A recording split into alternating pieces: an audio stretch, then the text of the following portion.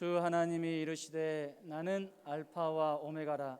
이제도 있고 전에도 있었고 장차 올자요 전능한 자라 하시더라. 아멘. 오늘 설교 본문은 요한계시록입니다. 요한계시록은 성경 66권 중에서 시대순으로 볼 때 가장 늦게 기록된 책입니다. 그동안 저는 주일 설교를 되도록 시대순으로 설교하려고 노력했습니다. 비록 성경 66권 전체를 다 설교하지는 못했지만 큰 틀 안에서 시대순으로 창세기부터 설교를 했는데 오늘 요한계시록까지 왔습니다. 우리는 성경 66권의 큰 그림을 머릿속에 그릴 수 있어야 됩니다. 시대순으로 큰 그림을 머릿속에 그릴 수 있으면 성경을 읽을 때 이해가 잘 되고 또 여러 가지 유익이 있습니다. 앞으로 저는 되도록 이러한 방법으로 주일 설교를 하면서 여러분에게 조금이나마 도움이 되기를 원합니다. 요한계시록의 기록 시기는 언제일까요? 물론 이 부분에 대해서 여러 가지 의견이 있지만 정통적으로 AD 81년부터 96년에 도미티안 황제가 로마를 통치하고 있을 때 기록했다라고 봅니다. 이 시기는 소아시아의 7교회가 성장하고 있을 때부터 시작해서 교회와 성도들의 운명이 절박해지고 다급해지는 그러한 시기까지 다 포함합니다. 기록 목적은 또 무엇일까요? 요한이 본서를 기록하게 된 그러한 목적을 알기 위해서는 기록될 당시의 시대적인 상황과 그리고 교회 내부적인 상황을 이해해야 됩니다. 그때 당시의 시대적 배경에 대해서 살펴볼 때 요한계시록은 고난의 시기를 위한 예언문이라고 그렇게 불리기도 했습니다. 그 이유는 당시의 독자들이 엄청난 박해를 받고 있었기 때문이죠. 로마는 처음에는 자기들이 정복한 유럽과 아시아에 대해서 유화 정책을 실시했습니다. 그래서 자기들이 정복한 그 나라의 문화와 종교를 인정해주고 그리고 흡수하는 관용을 베풀었습니다. 그런데 AD 64년경에 일어났던 로마의 대화재 사건, 이 대화재 사건으로 인하여서 그때 당시 네로 황제는 이 화재의 원인을 그리스도인으로 그렇게 생각을 했습니다.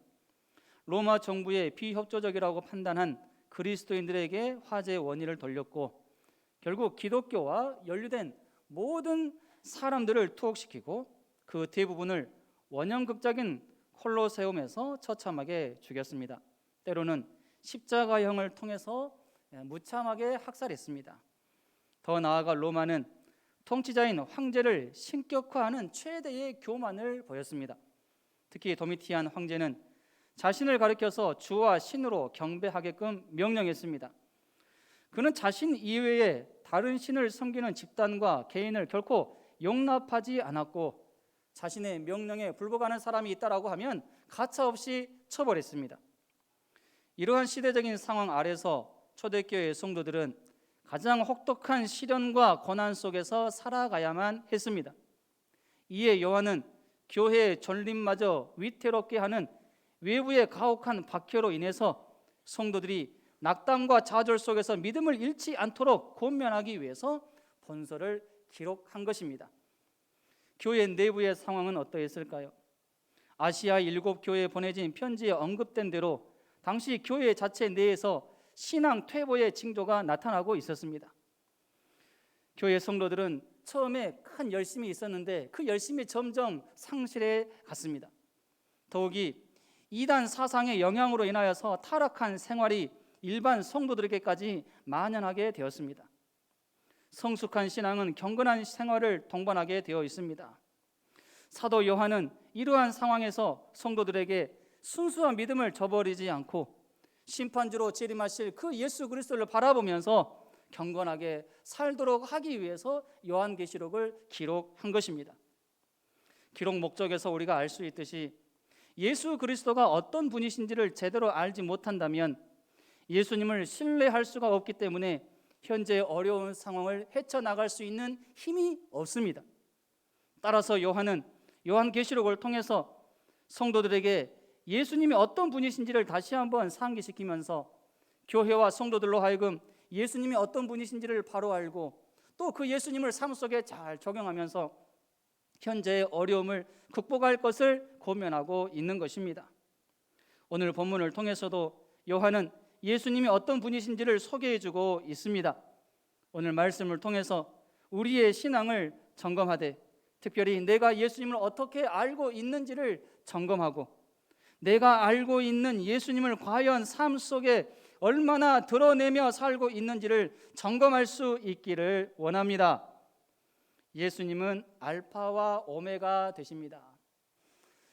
히브리어에서 알파벳에 보면 이 알파는 맨 처음입니다. 그리고 오메가는 맨 마지막이죠. 그래서 예수님이 알파와 오메가 되신다라고 할 때 그 말은 예수님은 곧 시작이요 마지막이 되신다라는 의미가 있습니다. 요한은 요한계시록 서신을 통해서 알파와 오메가 되신 예수님에 대해서 자주 언급했습니다. 계시록 1장 8절입니다. 주 하나님이 이르시되 나는 알파와 오메가라. 이제도 있고 전에도 있었고 장차 올 자요 전능한 자라 하시더라. 계시록 1장 4절입니다. 요한은 아시아에 있는 7교회에 편지하노니 이제도 계시고 전에도 계셨고 장차 오실 이시며 그의 보좌 앞에 있는 7 영과 계시록 1장 17절입니다. 내가 볼 때에 그의 발 앞에 엎드러져 죽은 자 같이 되매 그가 오른손을 내게 얹고 이르시되 두려워하지 말라 나는 처음이요 마지막이니 계시록 2장 8절입니다. 서머나 교회의 사자에게 편지하라. 처음이요 마지막이요 죽었다가 살아나신 이가 이르시되 계시록 21장 6절입니다. 또 내게 말씀하시되 이루었도다. 나는 알파와 오메가요 처음과 마지막이라. 내가 생명수 샘물을 목마른 자에게 값없이 주리니 계시록 22장 13절입니다. 나는 알파와 오메가요 처음과 마지막이요 시작과 마침이라. 예수님께서 어떤 분이신지를 우리에게 잘 말씀해 주고 있습니다. 예수님은 알파와 오메가 시작과 마지막 처음과 끝이 되신다라는 사실을 믿으시기를 바랍니다. 사람은 절대로 알파와 오메가 될 수가 없습니다. 왜 그럴까요? 사람은 피조된 존재이기 때문입니다. 사람을 포함해서 피조된 모든 것은 절대로 알파와 오메가 될 수 없습니다. 찰스 다윈은 진화론을 주장하면서 인간은 창조된 것이 아니라 진화를 거듭하고 거듭해서 오늘날의 인간이 되었다라고 말합니다. 그리고 현대 과학에서는 여러 가지 이론을 들면서 우주가 우연의 우연에 또 우연의 우연을 반복하고 또다시 우연의 우연한 일이 기적적으로 우연하게 스스로 생겨났다라고 말합니다. 하지만 창조론을 믿는 우리 기독교인들에게는 이러한 이론들이 도무지 받아들일 수 없는 신화에 불과하고 허황된 망상에 불과합니다. 그리고 그들의 희망사항에 불과할 뿐으로 여겨집니다. 사람의 시작과 우주의 시작 그리고 모든 피조물의 시작은 시작하게 하신 분이 있었기 때문에 가능했습니다. 그리고 그 시작을 가능하게 하신 분은 누구십니까? 바로 예수님이십니다. 여러분, 시작할 수 있다는 것은 곧 내가 주님께로부터 은혜를 입었다라는 증거입니다. 그런데 우리는 날마다 살아가면서 여러 가지 면에서 사실 시작을 하고 있습니다. 여러 가지 면에서 시작을 하고 있는데 시작을 할 수 있도록 은혜를 주신 그 주님께 별로 감사하지 않고 살아갈 때가 얼마나 많이 있는지 모릅니다. 내가 지금 여러 가지 면에서 시작을 하고 있고 시도하고 있는데 그것을 그냥 당연하게 여길 때가 많습니다. 그런데 우리는 당연하게 여겨서는 안 됩니다. 주님께서 나에게 은혜를 주셔서 남들이 시도하지 못하는 것 내가 시도할 수 있도록 하나님께서 도와주셨고 시작할 수 있도록 도와주셨다, 은혜 주셨다 이렇게 생각을 하면서 감사할 수 있어야 되는 것입니다. 우리가 잊지 말고 꼭 기억해야 할 사실은 내가 오늘 시작할 수 있는 모든 것은 그 누군가에게는 그토록 간절히 사모하며 기도하는 기도 제목일 수 있다라는 것입니다. 여러분, 내가 시작할 수 있다라는 것, 이것 생각하시면서 항상 감사하실 수 있기를 바랍니다. 예수님 외의 모든 피조물은 시작이 있으면 끝이 있습니다. 여기서 시작은 태어남이고 끝은 죽음입니다. 시작은 있는데 끝이 없는 피조물은 천하 사람 중에 아무도 없습니다. 모든 피조물은 반드시 시작이 있으면 끝이 있는 것이죠. 이것이 모든 피조물의 운명입니다. 이 땅에 한 번 태어났으면 반드시 한 번은 죽습니다. 안 죽는 사람 있습니까? 없습니다. 모두 죽습니다. 죽음을 극복한 사람 없습니다. 또한 죽었던 영혼이 똑같이 다시 이 땅에 태어나는 일은 없습니다. 불교에서는 윤회를 말하는데 윤회는 없습니다. 절대로 일어나지 않습니다. 속지 마시기 바랍니다. 오직 예수님만이 죽음을 극복하시고 죽으신 지 사흘 만에 다시 살아나심으로 알파와 오메가 되신 분이심을 증명해 보이셨음을 믿으시기를 바랍니다. 이단 교주들이 하나같이 하는 거짓말이 있는데 영생한다라는 것입니다. 자기들은 영생한대요. 또 자기는 영생한대요.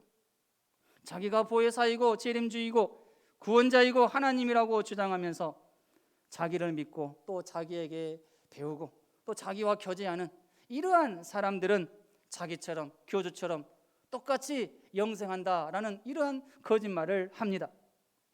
여러분, 그런데 어떻습니까? 이렇게 주장했던 이단 교주들 죽었습니까? 안 죽었습니까? 모두 죽었습니다. 그리고 또 지금 죽어가고 있습니다. 자기 병도 제대로 해결하지 못하고 죽어가고 있습니다. 여러분, 신천지에 집화장들이 있는데 12집화장이 있습니다. 이 신천지의 집화장들도 죽어서 교체되었습니다. 이미 죽은 집화장이 있고 그래서 그 자리를 다른 집화장이 채우는 이러한 일들이 일어나고 있다는 거죠. 앞으로도 계속 교체될 것입니다. 신천지 교리에 의하면 집화장들은 절대로 죽어서는 안 됩니다. 그런데 죽었고 또 지금도 죽어가고 있습니다. 최근 신천지 이만희 씨가 2차 재판까지 받았습니다. 1차 재판 받고 2차 재판까지 받았어요. 1차 재판 때는 징역 3년에 집행유예 4년으로 판결이 났습니다. 즉 4년 동안 범죄하지 않으면 이 징역 3년형이 면제된다라는 그러한 판결이죠. 한마디로 이제 감옥생을 하지 않아도 된다라는 그러한 판결입니다. 감옥에서 나왔어요. 그런데 최근에 재판 비용이 공개되었습니다. 유튜브 2단 사이다, 즉 광주 CBS에서 진행하는 이 2단 사이다라는 이러한 프로그램에서 광주 2단 상담소장 되시는 이문규 목사님이 이 부분에 대해서 발표한 것이 있습니다. 발표한 바에 따르면 신천지에서 1차 재판을 위해서 쓴 비용은 무려 42억 원 정도 된다라고 합니다. 한 번의 재판을 위해서 신천지 측이 사용했던 그 비용이 42억이나 된다라는 거예요. 엄청난 비용입니다.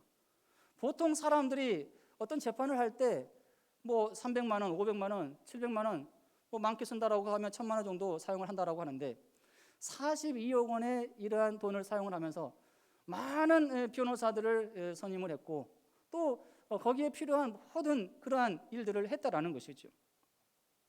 이것도 참 놀라운 일인데 더 놀라운 사실이 또 있습니다. 교주 이만희를 감옥에서 나오게 하기 위해서 신도들이 모금한 금액이 있는데 이 신도들이 전국적으로 모금한 그 금액은 170억 원이 된다라고 합니다. 엄청난 금액이에요. 그래서 그 금액으로 모든 재판 비용을 다 지금 지불하고 있다라는 것이죠. 한마디로 보혜사 재림주라고 말하는 자가 감옥에서 죽을 수 있는 상황이 되자 온갖 수단과 방법을 동원해서 특별히 수십억 되는 돈을 사용해서 풀려날 수 있도록 조치를 취했음을 알 수 있습니다. 이만희 교주를 감옥에 가게 한 것은 횡령이라는 죄 때문이었고 감옥에서 나오게 한 것은 신도들의 돈이었습니다. 이만희가 정말로 구원자이고 보혜사라면 50억이 넘는 돈을 횡령하는 일은 절대로 하지 않았을 것이고 감옥에서 죗값을 당하기 싫어서 신도들의 돈으로 변호사들을 매수해서 감옥에서 나오는 일도 절대로 하지 않았을 것입니다. 이것만 보더라도 이만희는 과연 사기꾼이고 거짓말장애임을 알 수가 있습니다. 여러분, 알파와 오메가 되신 예수님은 참 하나님이십니다.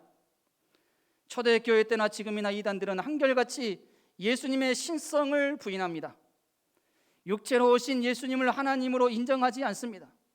구약의 메시아에 관한 수많은 예언들이 있고 그 수많은 예언들을 예수님께서 정확하게 완벽하게 다 이루셨는데 그 예수님을 메시아로 인정하지 않습니다. 육체로 오신 예수님을 부인합니다. 하나님으로 받아들이지 않습니다. 죄를 도무지 짓지 않으셨음에도 불구하고 십자가상에서 죽으셨던 그 예수님 하나님으로 인정하지 않습니다. 예수님의 부활은 어떻습니까? 예수님의 부활도 마찬가지로 인정하지 않아요. 부활은 가장 강력한 하나님 되심의 증거인데 그 예수님의 하나님 되심을 인정하지 않습니다. 부활도 믿지 않고 부활하신 예수님을 하나님으로 인정하지도 않습니다. 그리고 더 나아가서 이단들은 예수님의 재림도 인정하지 않습니다. 왜 인정하지 않을까요?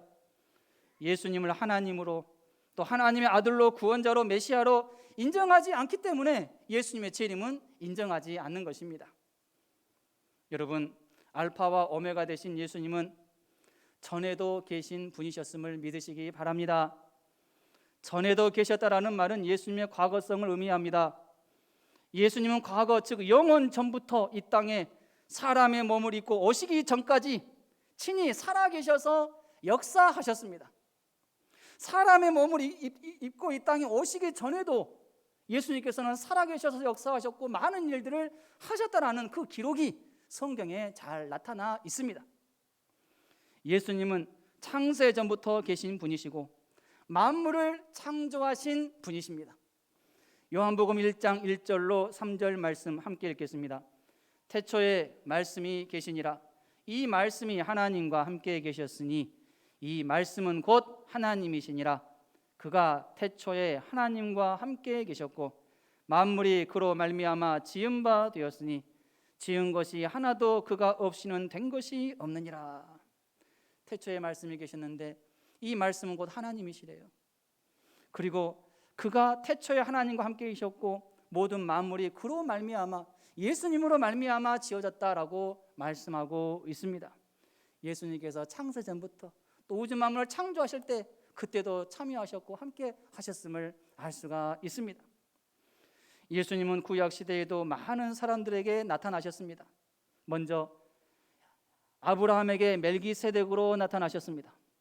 멜기세덱이 아브라함을 축복하였습니다. 아브라함이 멜기세덱에게 11조를 주었고 이 멜기세덱은 누구입니까? 살렘 왕이었고 평강의 왕이었습니다. 지극히 높으신 하나님의 제사장이었습니다. 멜기세덱은 아브라함에게 나타나신 예수님이십니다. 예수님은 평강의 왕이시고 예수님은 영원하고 완전하신 대제사장이십니다. 그래서 히브리서 7장 3절에 보면은 이 멜기세덱에 대해서 이렇게 말합니다. 그는 아버지도 없고 어머니도 없고 족보도 없고 생명의 끝도 없어 하나님의 아들과 닮아서 항상 제사장으로 있느니라. 즉 이 멜기세덱은 일반 사람이 아니라 예수님이심을 우리에게 보여주고 있는 것이죠. 예수님은 구약시대에 아브라함에게도 나타나셨습니다. 창세기 18장 1절입니다. 여호와께서 마므레 상수리 숲을 근처에서 아브라함에게 나타나시니라. 오정쯤에 그가 장막문에 앉았다가 아브라함이 눈을 들어 보았는데 사람 셋이 맞은편에서 선 것을 보게 됩니다. 두 사람은 천사이고 한 사람은 예수님이셨습니다. 두 사람이 소돔으로 향하여 가고 아브라함은 예수님 앞에 그대로 서 있었습니다. 구약에서 예수님은 야곱에게도 나타나셨습니다. 창세기 28장 12절로 17절 말씀 함께 읽겠습니다. 꿈에 본즉 사닥다리가 땅 위에 서 있는데 그 꼭대기가 하늘에 닿았고 또 본즉 하나님의 사자들이 그 위에서 오르락 내리락 하고 또 본즉 여호와께서 그 위에 서서 이르시되 나는 여호와니 너의 조부 아브라함의 하나님이요 이삭의 하나님이라. 내가 누워있는 땅을 내가 너와 내 자손에게 주리니 내 자손이 땅의 티끌같이 되어 내가 서쪽과 동쪽과 북쪽과 남쪽으로 퍼져나갈지며 땅의 모든 족속이 너와 내 자손으로 말미암아 복을 받으리라. 내가 너와 함께 있어 내가 어디로 가든지 너를 지키며 너를 이끌어 이 땅으로 돌아오게 할지라. 내가 내게 허락한 것을 다 이루기까지 너를 떠나지 아니하리라 하신지라. 야곱이 잠이 깨어 이르되 여호와께서 과연 여기 계시거늘 내가 알지 못하였도다. 이에 두려워하여 이르되 두렵도다. 이곳이여 이것은 다름 아닌 하나님의 집이요 이는 하늘의 문이로다 하고. 아멘. 예수님께서 꼭 사람의 몸을 입고 이 땅에 오셨을 때부터 일하신 것이 아니라 예수님께서 구약시대의 수많은 믿음의 선진들의 삶 가운데 살아계셔서 역사하셨다라는 사실을 믿으시기를 바랍니다. 모세에게도 나타나셨어요. 출애굽기 3장 4절에 여호와께서 그가 보려고 돌이켜 오는 것을 보신지라. 하나님이 떨기나무 가운데서 그를 불러 가라사대 모세야 모세야 하시매 그가 가로되 내가 여기 있나이다. 불붙은 떨기나무에서 모세가 본 것은 바로 예수님이셨죠. 예수님을 만난 것입니다. 사드락과 메삭과 아벳느고에도 나타나셨고 함께해 주셨습니다. 사드락과 메삭과 아벳느고가 바벨론 느부갓네살 왕이 세운 금신상에게 절하지 않으므로 평일보다 7배나 뜨거운 풀무불에 던져졌습니다. 그런데 그 세 명이 풀무불 속에 들어갔음에도 불구하고 타지 않습니다. 죽지 않아요. 느부갓네살 왕의 풀무불 속을 보니까 분명히 세 사람을 집어넣었는데 네 사람이 있는 겁니다. 다니엘서 3장 25절에 왕이 또 말하여 가로되 내가 보니 결박되지 아니한 네 사람이 불 가운데로 다니는데 상하지도 아니하였고 그 넷째 모양은 신들의 아들과 같도다 하고. 느부갓네살 왕이 보기에 넷째 사람의 모양은 신들의 아들과 같다고 했습니다. 넷째 모양은 바로 여호와 하나님이신 예수님이신 것입니다. 이 외에도 구약에서 예수님의 나타나심 즉 현현은 수없이 많이 확인할 수 있습니다. 이러한 사실이 우리에게 말해주는 것은 무엇입니까? 바로 예수님은 알파와 오메가 되신 분으로서 창세전부터 과거에 살아계셔서 역사하시는 분이시라는 사실입니다. 성도 여러분, 예수님은 피조된 존재가 아닙니다. 영원전부터 살아 스스로 계신 분으로서 우주 안의 모든 질서와 법칙 그리고 모든 존재의 근거가 되시는 분이심을 믿으시기 바랍니다. 예수님은 영원전부터 계셔서 모든 역사를 계획하시고 주관해 오신 분으로서 오늘날 우리의 존재의 삶과 존재와 삶의 근거가 되시고 우리의 모든 것을 조성하신 분으로서 우리의 머리털까지도 다 세신 바 되시고 알고 계시는 분이십니다. 예수님은 과거에만 살아계셔서 역사하신 분이신 아니라 오늘도 지금도 살아계셔서 역사하시는 분이십니다.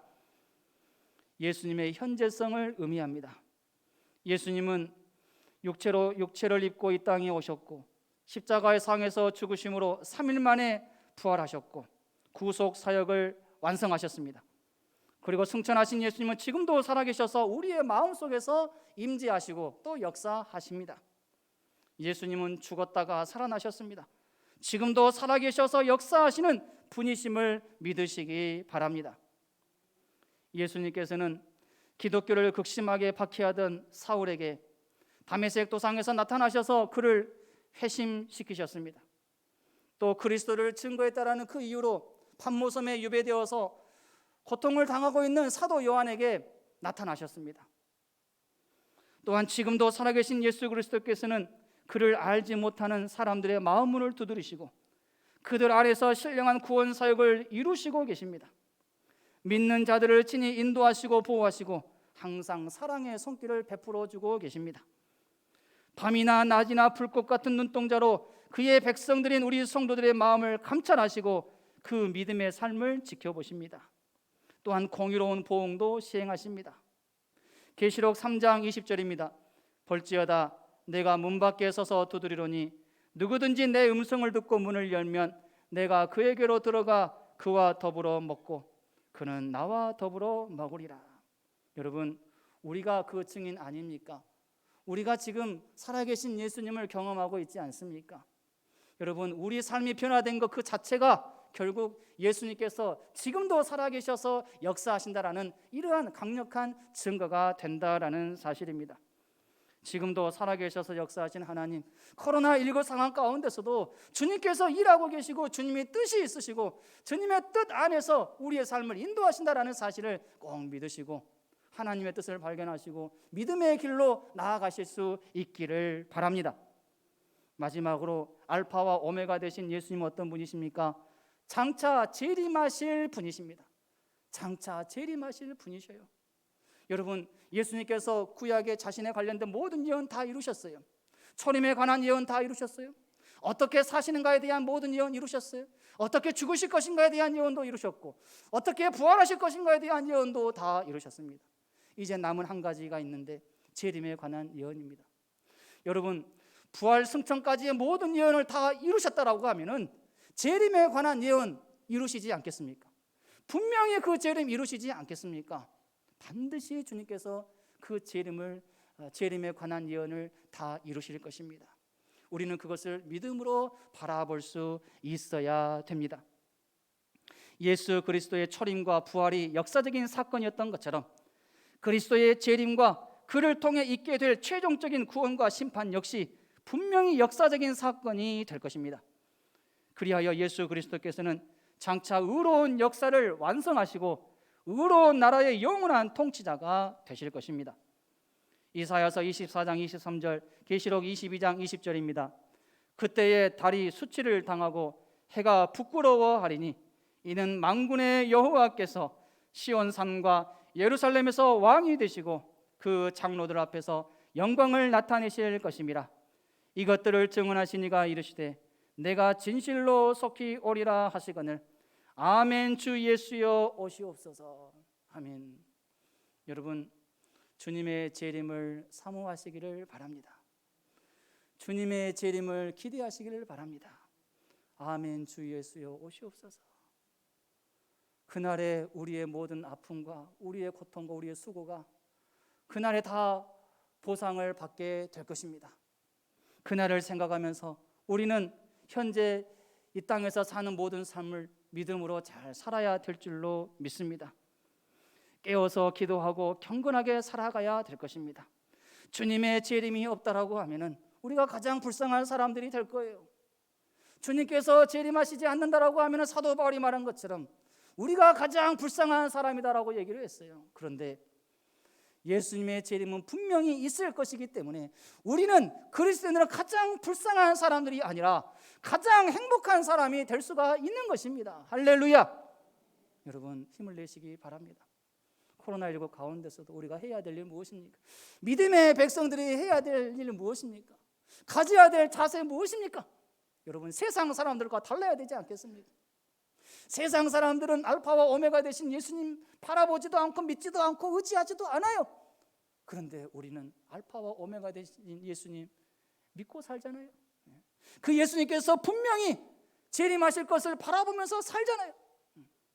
여러분, 코로나19 가운데서도 하나님의 뜻이 있음을 믿고 이러한 상황 가운데서도 믿음을 잘 지키실 수 있기를 바랍니다. 우리의 믿음 다른 사람이 지켜주지 않아요. 내가 지켜야 됩니다.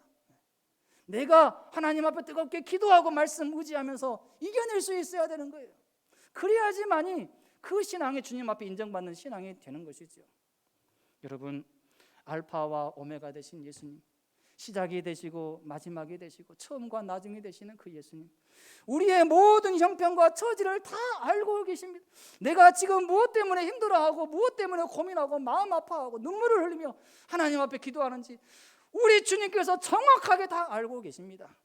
여러분, 그 주님을 생각을 하시면서 현재의 어려움을 잘 극복하시고 믿음으로 이겨내실 수 있기를 바랍니다.